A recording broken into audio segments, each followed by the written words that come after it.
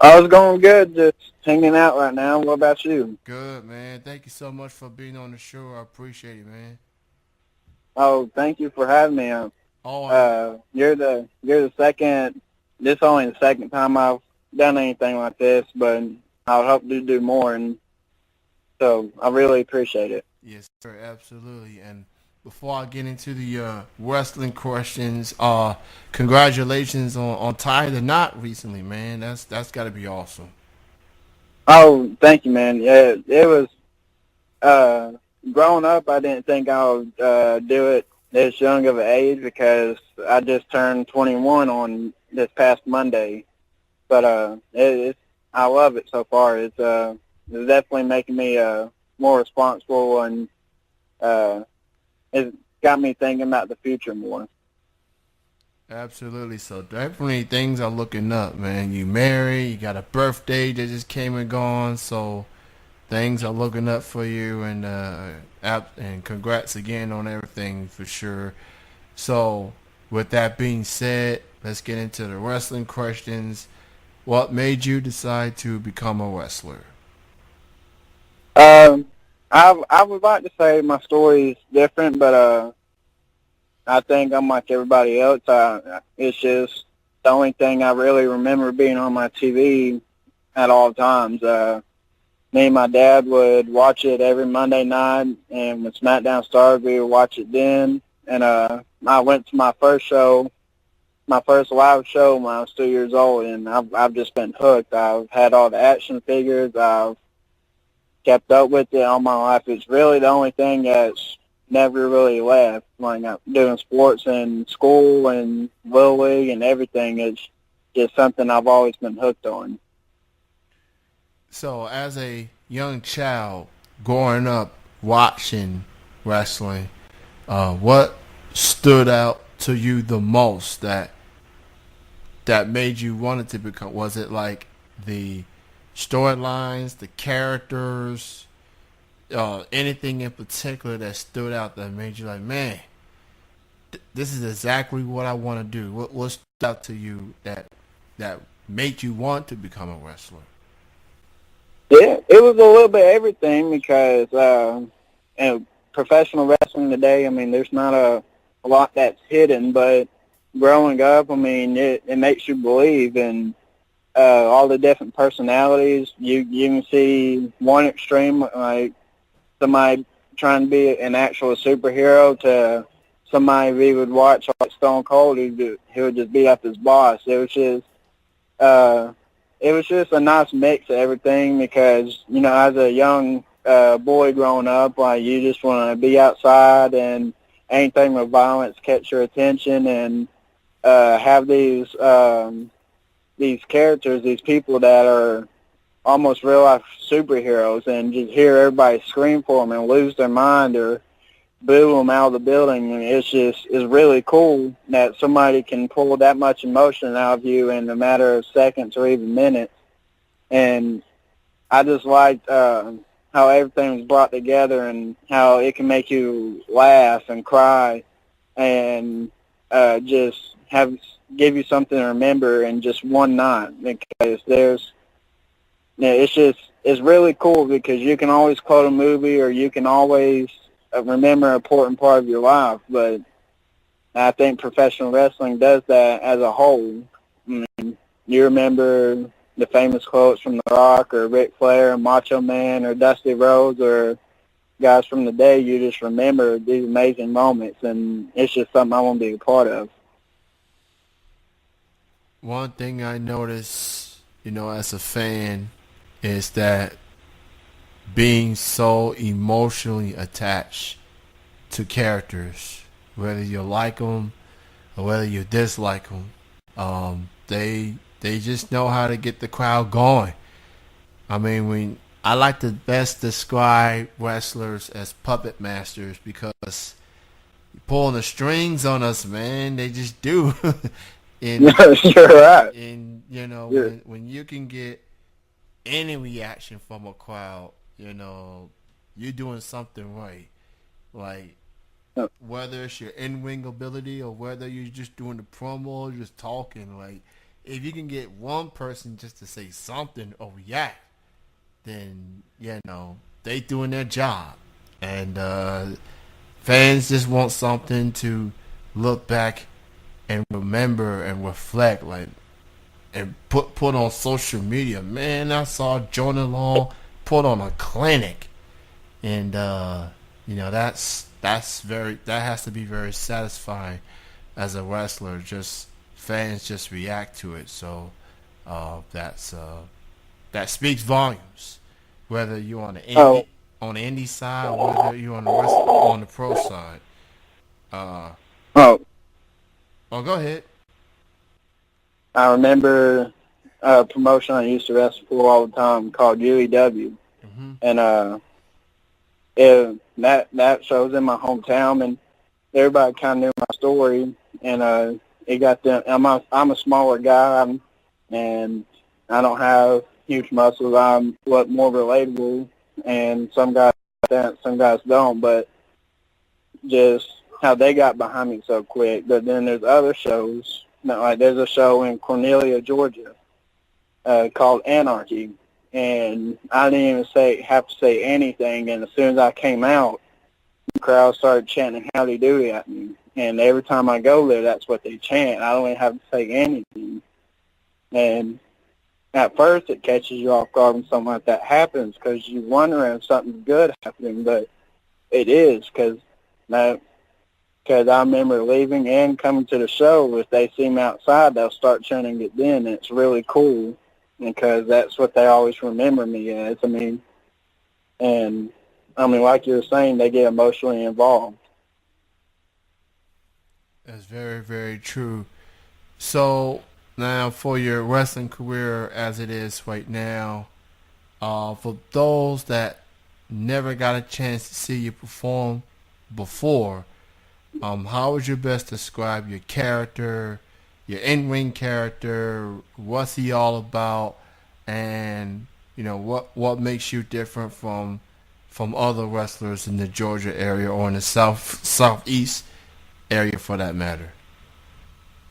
Um, Early on, I'm like everybody else, I got really involved in a superhero movie. So I would base my gear off of that. I would try to make it a resemblance of a superhero. But like I said, I'm a smaller guy. I wouldn't say I'm out of shape, but I don't have muscles like the big guys do and everything. So I feel like I was maybe the superhero to believe in because the kids, they were the first ones to come to me and want to take pictures and everything. And but I think what's really going to make me stand out because during that time period, I was known as the Ginger Avenger, and it was really cool. And once again, the people that knew my story and saw me, they really got behind me. But now, as I'm getting older, I'm realizing that can only run its course so long, and I'm really thinking of just dropping Ginger Avenger and just being real. Just everybody can be a superhero, everybody can be a demon in professional wrestling, they can be a fairy, they can be whatever they want to be. But I'm starting to see there's only one Chase Jordan, and if a challenge faces me, I don't back down from it, and I'm willing to do anything. If somebody gives me a direction, I'll do my best to run with it and try to bring the best out of that so they know I'm someone they can rely on. And sitting back with my knee injury, and I took a lot of last year off, and just sitting back and seeing what everybody does different, I feel like that's helped me a lot because now I know what I need to do to be different. Facing adversity, indeed, and injuries come with the territory. Wrestlers are some of the toughest athletes out there, and what makes it very compelling is that there is no director that yells cut. Y'all go out there, perform, one take, whatever happens, happens. and injuries can happen at any given time. And for example, I watched Seth Rollins versus The Miz at Backlash, and that was a great match. I truly enjoyed it. There was a part of the match when Seth Rollins, I think he was going for a knee strike or whatever. Miz gets out the way. Seth knee ends up hitting the ring post, and you heard the sound. It sounded like Oh, someone hitting a baseball. I was like, yeah, oh, that was just, oh no, this dude about to be put back on the injury shelf. And I would have right. understand if he wouldn't have stopped after that. But he kept going. Not only did he finish the match, but he went on to retain the belt. And it just shows Seth's toughness. It shows a wrestler's toughness in that situation. So shout out to all the wrestlers for their toughness. Men and women and everyone involved. So why don't you go ahead and promote your upcoming shows, where people can check you out? What are some shows out there that fans need to keep an eye on?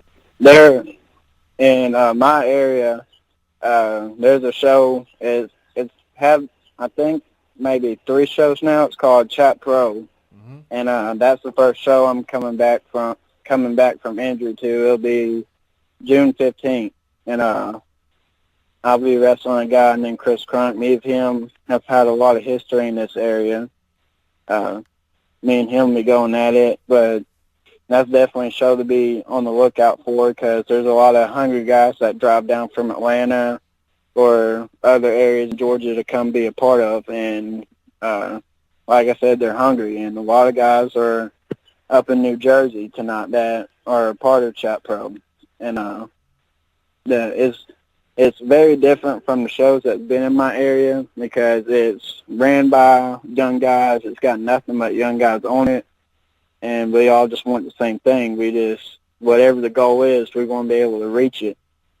And other shows watching this area is Georgia Premier Wrestling. It's starting to be based out of Canton, Georgia. It's run by his real name is Greg Holner, but everybody knows him as Woody or Big. That show, he does a lot of great things, because he keeps the same guys on there, and he'll bring in a couple of different people, but mainly it's the same guys that he's helped bring up in the business. And it's been cool, because now they draw hundreds and hundreds of people. And another one, like I brought up earlier, is Anarchy.